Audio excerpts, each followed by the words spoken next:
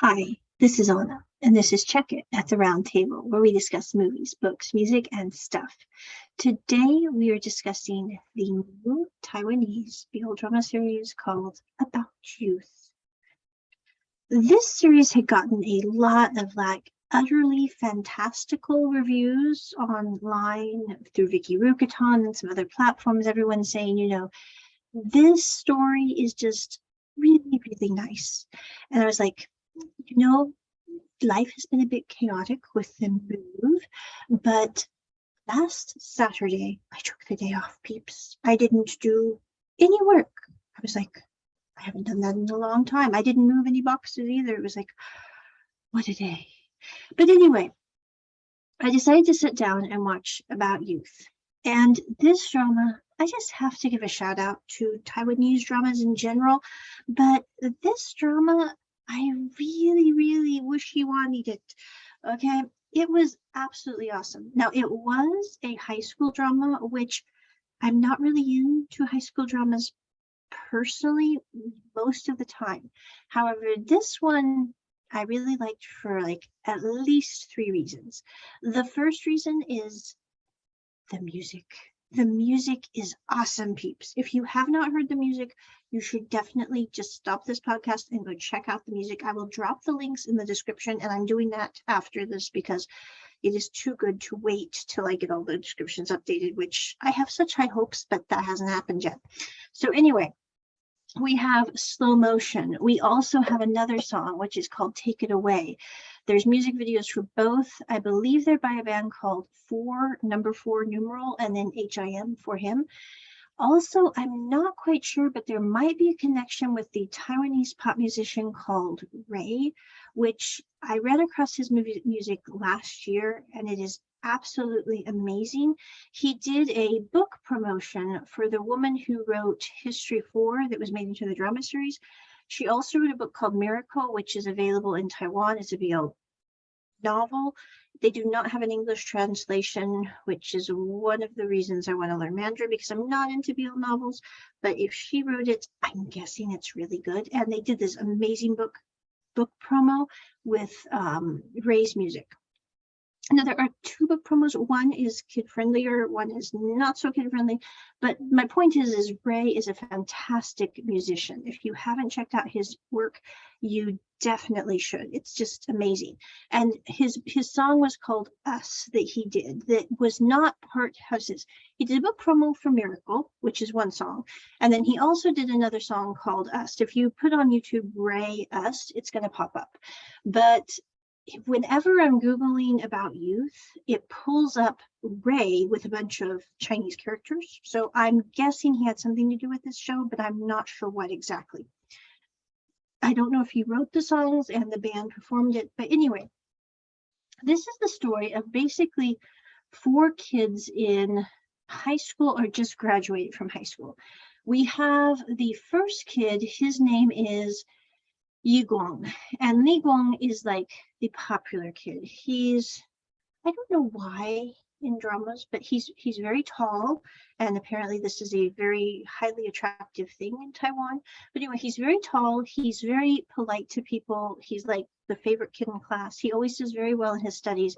But what people don't know is that his parents run basically an educational program, and they want him to be their poster child. So they really just shove him full of education, but they don't shove him full of care, and it's just breaking him down.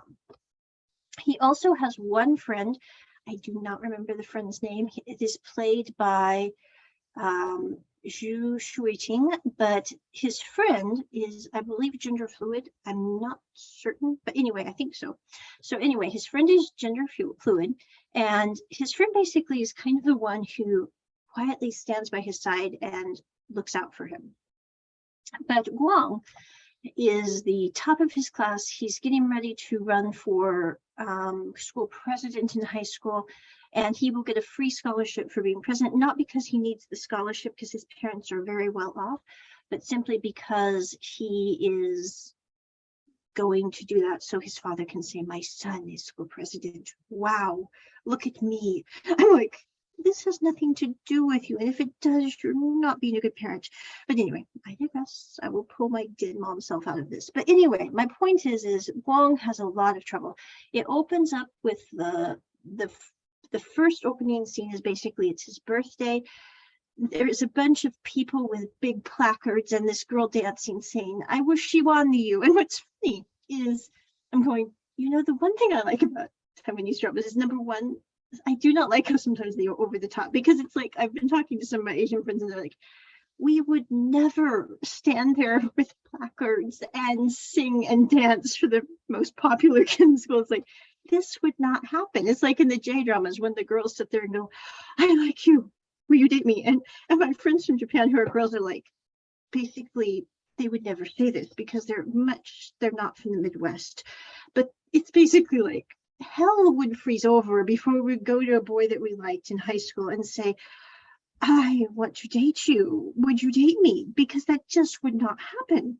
So they said, we don't get that in J dramas, even though we're from Japan. In the same way, I have some friends in Taiwan. It's like, I cannot imagine any of them standing there with placards, even on their most beloved friend's birthday, going, I wish she won you. I'm going, I just don't see that happening. But anyway, there's this very overinflated scene with this girl dancing, trying to attract the attention of Guang, who is kind of like, I don't mean weird, but Guan is as his best friend says, Guan is really smart, very nice, but when it comes to romance and people hitting on him, he's kind of 1%, as you find out later on in the series.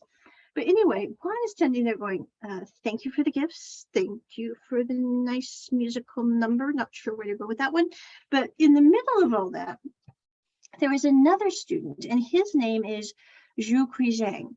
And Zhu Kuizhang is standing there, not because he wanted to be there, but he literally got handed a placard and said, can you stand here? And he's standing there going, I'm not sure what's going on, because he literally just walked up and this girl just handed him this placard and he's going, what am I doing here? And he's standing there behind this little sign with his big rim John Lennon glasses going, I'm not sure what I'm supposed to be here for. I didn't sign up for this. I just got handed a placard.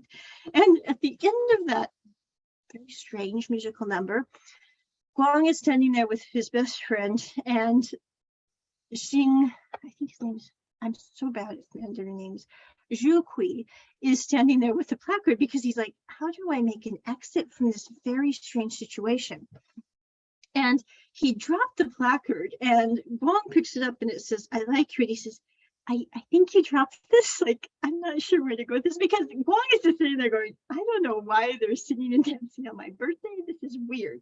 And Zhu Kui, it just grabs it and is kind of like, Well, what you find out as the story progresses is Zhu Kui actually likes Guang, because a year before, Guang had been trying to get into a school to impress his father, and he had failed to get into that school. And he's standing there in the rain, very depressed. And as he's standing there in the rain, he sees this figure just sitting there with his knees bunched up to his chest in a black drenched t-shirt, just kind of cowering. And as Guang sees this person, he's narrating, he says, I thought that was the worst day of my life. But as I'm looking at this other person in the middle of the rain with drenched clothes, I realized that someone always has it worse, and maybe I should think about that. And so he hands the umbrella to this figure who happens to be Zhu Kui, who a year later, he has no idea this is Zhu Kui. He just knows it's some kid holding I wish you won, and he's going, I don't know what's up with this. So Zhu Kui has been leaving tea at Guang's desk for about a year. Guang doesn't know who it is. He just knows that he writes these little notes that says, here's your tea, basically kind of like pep talk, not like romantic notes at all, just like basically, kind of keep it up, positive vibe notes. I'm sure there's a better word, but I can't think of it right now because I haven't had enough chocolate. So anyway, but Guang goes to his classes. When he gets home, his parents literally basically say, happy birthday, here's our gift, we're gone for a week, because they basically leave him by himself for extended periods of time, which I don't know why, because both in Taiwanese and in J-drama, it's kind of common in those shows for parents to leave like a 16 to 18-year-old kid just by themselves, even move to another town permanently and leave them to finish high school. And I don't know if it's a cultural thing, because I have known a few people who had that happen when they were in high school, but it's kind of where I come from. I'm like, I wouldn't want to leave my 16-year-old. They're too much fun. I mean, we could sit there and have scintillating discussions and eat popcorn and watch sci-fi movies with big space guns. I mean, why would I miss those years? Seriously. So anyway, I'm sorry, pulling myself back from the din mom moment again. But my point is Guang is pretty much left by himself. On his birthday, he's sitting there making a little video with all the classmates, giving him like thumbs up, saying, I'm here celebrating with my family with my cake and nice dinner. But what you don't know is he's doing it because he doesn't want his parents to look bad, but he's celebrating alone. So he ends up going with his bike to the convenience store. His bike gets stolen. He steps in dog poo. It's just a really bad birthday night. And as he's leaving the convenience store, he spins around and is about to fall, and he lands bumping into Zhu Kui. And Zhu Kui sees that he is upset and his bike is gone, and he takes him back home to his mom's noodle shop and gets him a nice bowl of soup noodles and kind of makes sure that he has a towel for his head because he's gotten stuck in the rain. And he's like, here's some nice noodles, here's your towel, you need some new clothes. And Guang's never had that before, because you find out later that Guan's parents have never even told them they care about him, just do good at school and make us proud so you don't embarrass us. What a nice thing to be remembered for. But anyway, so Zhu Kui basically takes him into the noodle shop to get him food and get him cleaned up, and then he takes him back home. When he takes him back home, Zhu Kui is 1 year older than Guang, and he's 18 and can drive a scooter. So he's taking him on the scooter, and he's really nervous. And Guang says, why are you nervous? And he says, well, I've only driven my mom to the noodle shop. Or basically, I've only driven my mom, so I'm not used to having other passengers on here, but I will be very careful. And Zhu Kui is driving very studiously with Guang to get him home, and he ends up by accident braking too fast and bumping both of them off the scooter, and his glasses go out whopper jaw. Well, when Zhu Kui's glasses go out whopper jaw, Guang just starts laughing, and he's like, "You're so funny." Well, Zhu Kui doesn't know what to do with this, but they get him home, and then as the story progresses through the series, Guang begins to spend more time with Zhu Kui as his familial life begins to disintegrate even more than it did, because Guang's dad is mad that he isn't doing like 100% in his class.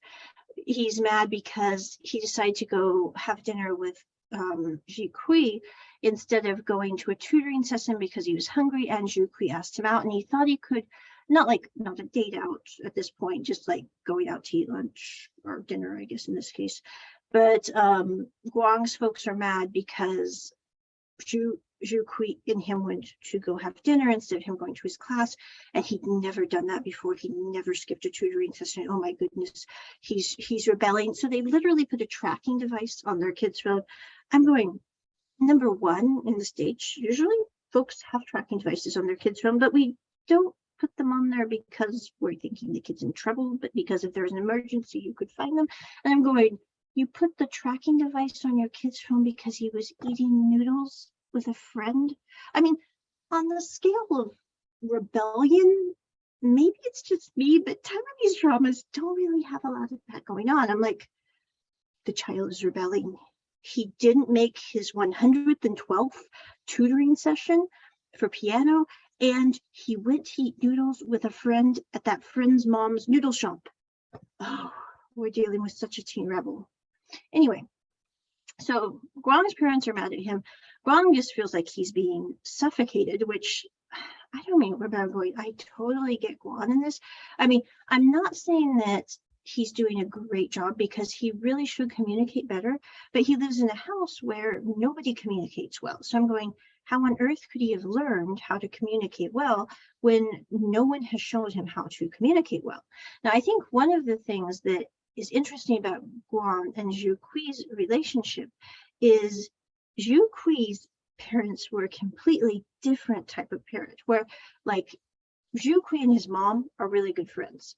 Now, I know that people say you should not be friends with your children, but I'm like, if you can't be friends with your children, maybe you need to reevaluate things. I'm not saying it's not always. Sometimes you have to sit there and go, this is stupid, and this is why this is stupid. And when you are 20 to 30 years older, you too will see this, but since you can't, and since you live in this house with me, I'm the one who's going to tell you it's stupid. But my point is, Zhu Kui and his mom have a really good relationship where like she will come into his bedroom and say, Zhu Kui, tell me about your day. And he will tell her about his day. And then she will sit there and go, and how are things with your friend? And there's no like barriers between him and his mom. Now, there are times when he wants to, you can tell Zhu Kui is trying to protect his mom from being worried about him. But that is not because Zhu Kui is trying to be secretive, but because he's saying they're going, my mom's lost my dad. My mom's trying to run the noodle shop. My mom's dealing with her drunk brother who comes and asks us for money and beat me up last year, which is how he met Guang in the first place. So he's basically trying to be a really good kid. I think that's the thing that from the reviews and also from watching the series, the two main characters are really, really good people in general. I mean, there's really, I mean, it's like you can't say one bad thing about either of the characters, because even like when Guang lacks communication and when he does something kind of not nice to Zhu Kui at one point, you don't sit there and go, oh, this character is doing something nasty. You sit there and go, this character has no idea how to relate to another person like in the situation, and he's doing the best he can. And this other character knows that and is not being mad or upset because this character's having interpersonal skill problems. But I think that's the main thing is like Zhu Kui, his mom and him get along really good.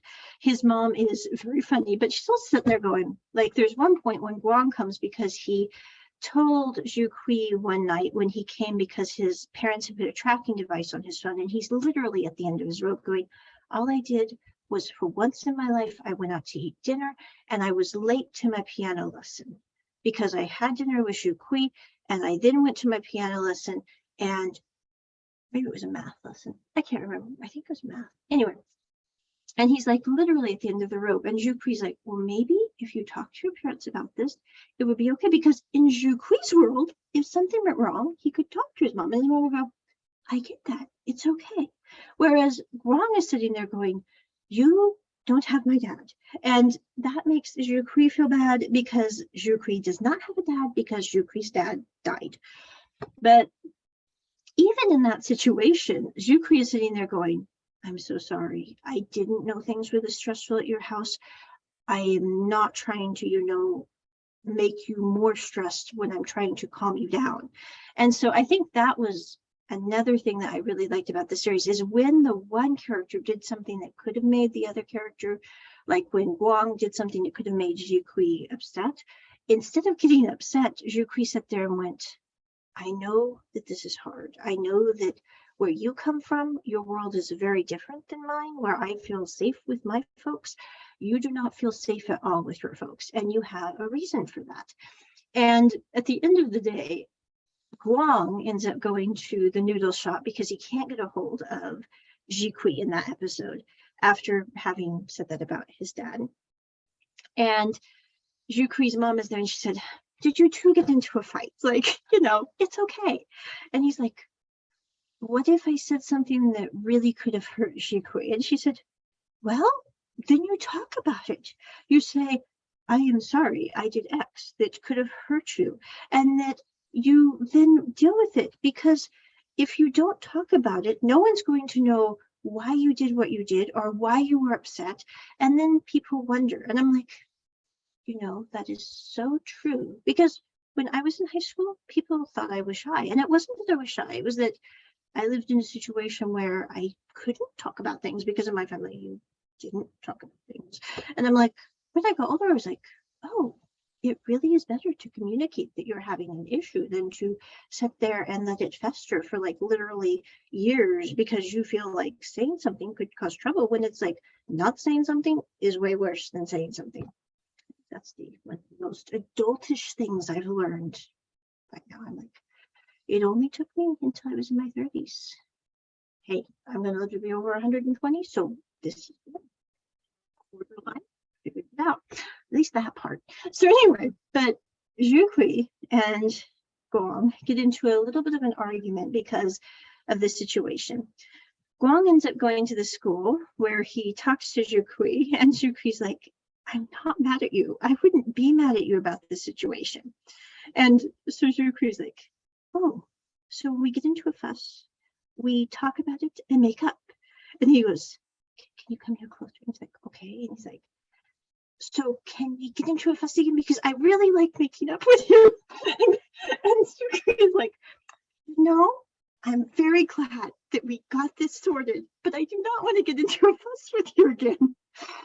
So anyway, but I'm going to backtrack here because Guang finds out that Zhikui is in a band, and he also finds out that the reason Zhikui likes music is because when he was a child, his father was a musician. And I love the scene where Zhikui and his mom are at one of his dad's concerts when they are in the living room holding up their phones like, oh, we're in a concert, because it is a concert. And his dad was a musician.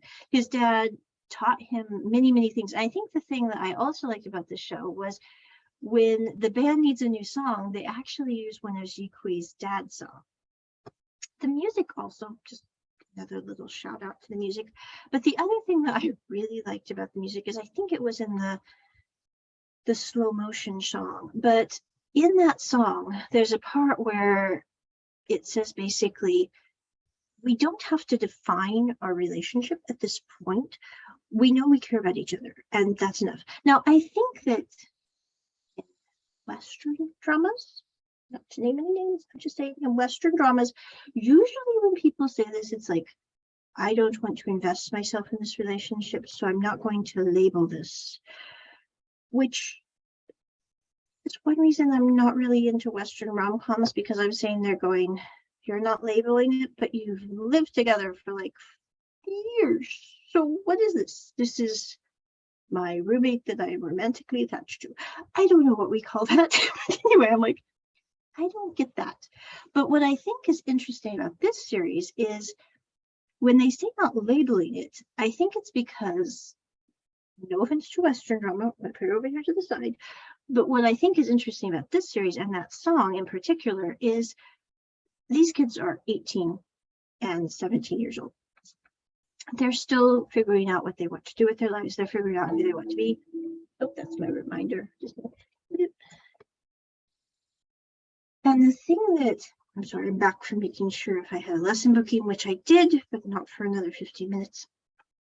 But when they say, let's not label this love or this care that we have at this point in time, because we don't know where it will go. And by putting pressure on either you or me to figure this out, like right now, that's going to be troubling. It's like I was watching an episode of Call Me Kat with a Friend, which if you haven't seen that series, it's really funny. But anyway, it was season 2, the one right before, I don't remember the name of the episode, but anyway, it's the one where Kat's college friend is desperately trying to get a date. It's like, he doesn't care who, he just wants to be with someone. And so because of that, he's like, I just need a date. And his friends are like, you know, maybe or maybe not. Maybe you need to be in a relationship, maybe you don't. But at the end of the day, it's not really about whether you're dating someone or whether you're not dating about someone.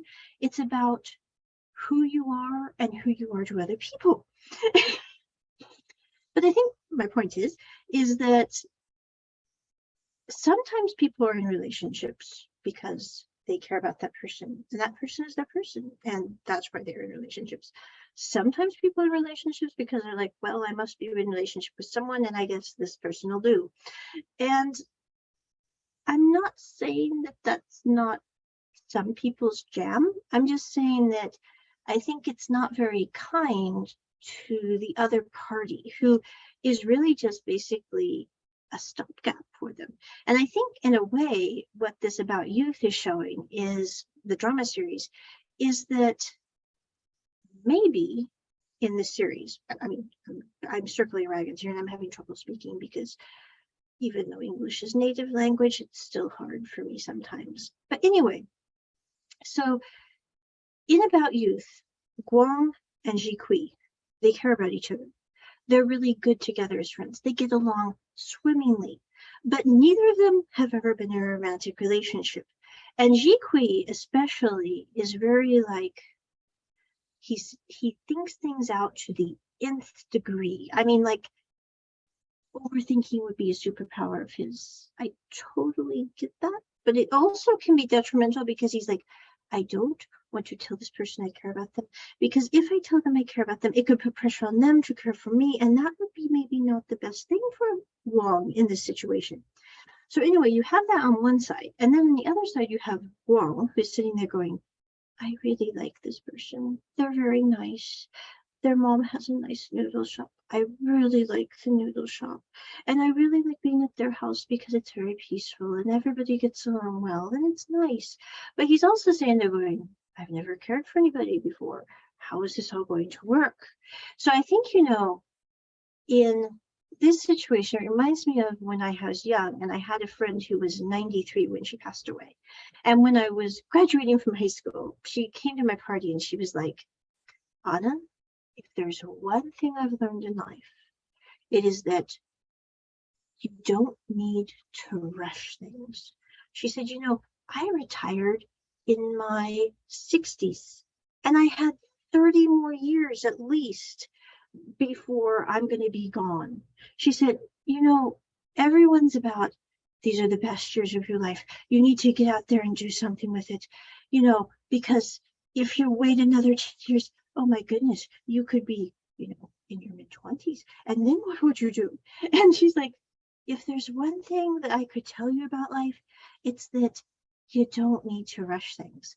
And, you know, I think that's the point of With About Youth. It's like the characters are saying they're going, we care about each other.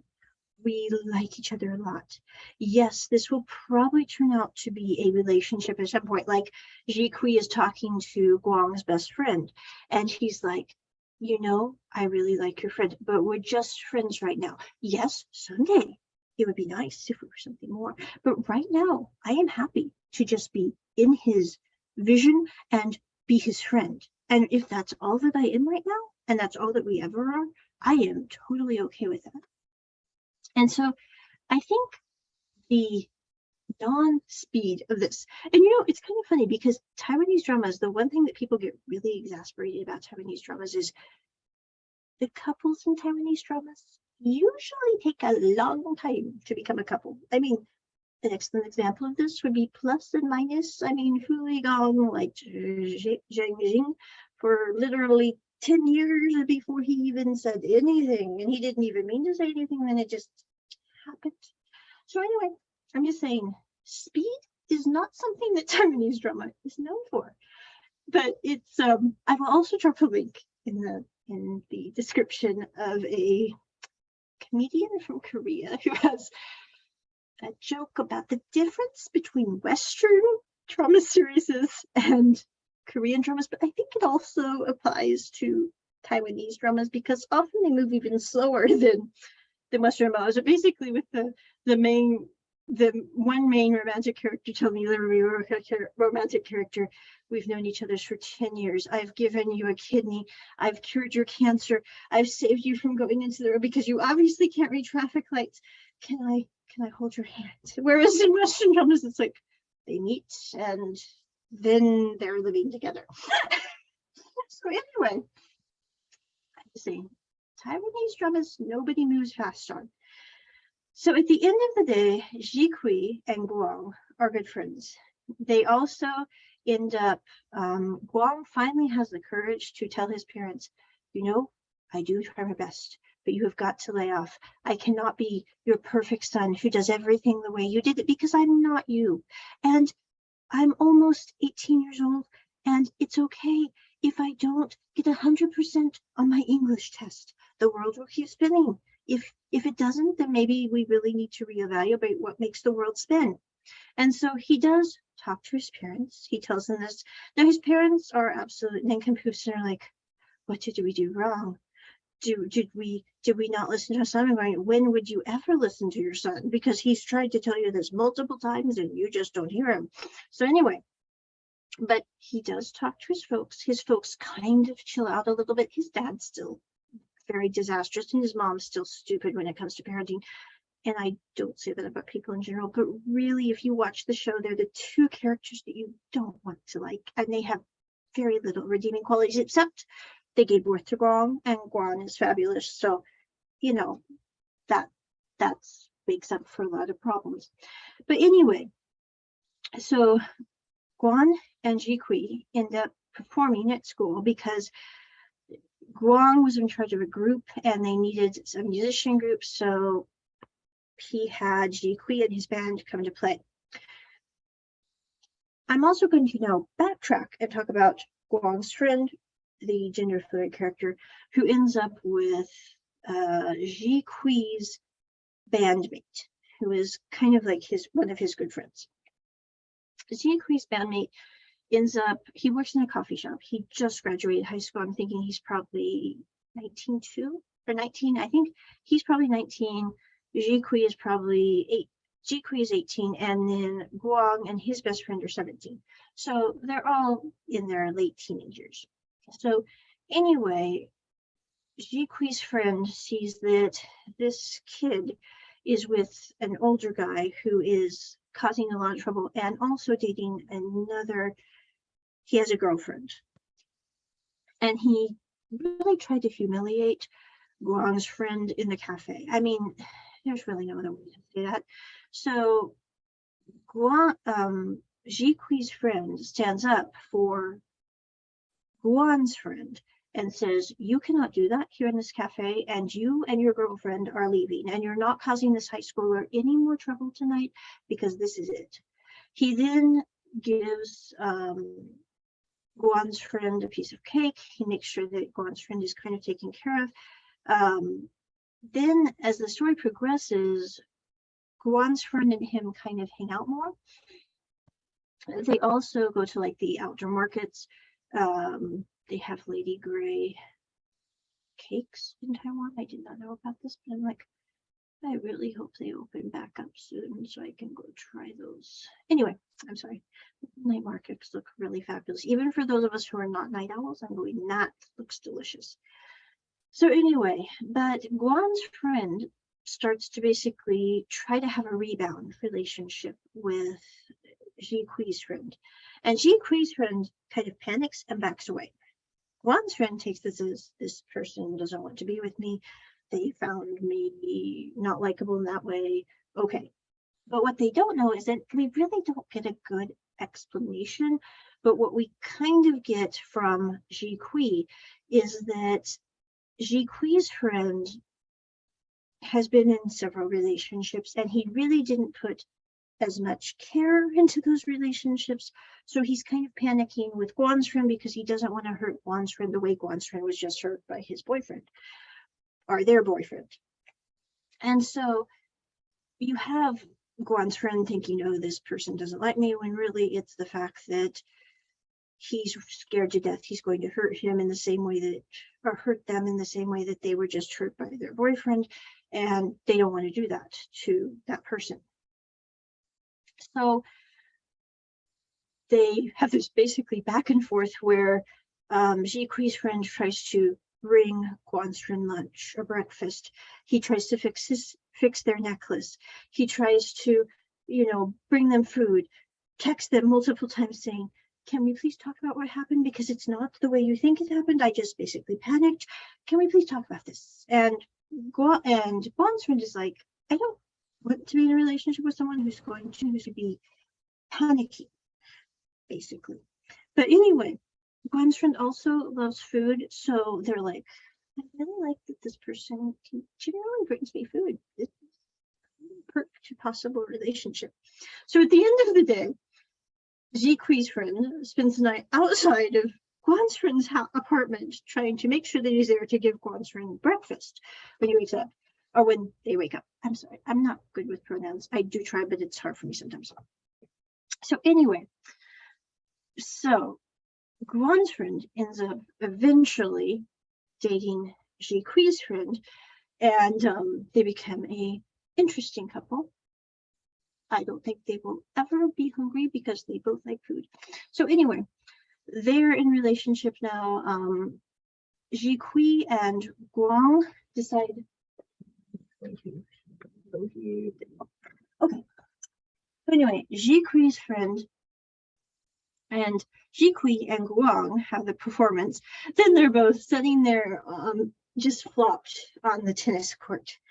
And Guang says, "Just so you know, I am not running for school president." He said, "I have finally, at 17 years old, made my own decision. I am not doing this because it does not bring me any joy whatsoever, and I have no desire to be school president." And he just stops and he goes, and he looks at Ji Kui and he goes, "Aren't you happy? Because Ji Kui is also running for president so that he can get a music scholarship to a college that he wants to go travel abroad to the university to study music." And he's like, "Okay," but he says, and Guang says, "And I will make sure that you are elected, because basically people like me, and I'm going to make sure they know I like you, and you are going to be elected." And Ji Kui says, "That's okay, but you need to know that the only person I will ever choose is you." And then they have a nice little romantic moment. And I think it's funny because, like, people think of romantic moments as, oh, so romantic. And I think it's kind of funny because Guang is sitting there going, "This is kind of funny." And then he goes, "This is the first time I've ever had a passionate moment with anyone." And the other kid's like, "It's the first time I've had a passionate moment with anyone too." So, and so they basically sit there laughing and having their passionate moment. But I would give this series an absolute 10 out of 10. It is definitely worth watching. You will not want to skip the intro or the extras. That's why I'm calling the exit theme song, because the music is stunning. I will drop links in the description to the music so you can check it out. It is on Viki Rukaton. The subtitles are great, and it's only about a 2-hour long video. It's really worth your time. But that's my review of About Youth, the series. Check it at the round table. Bye.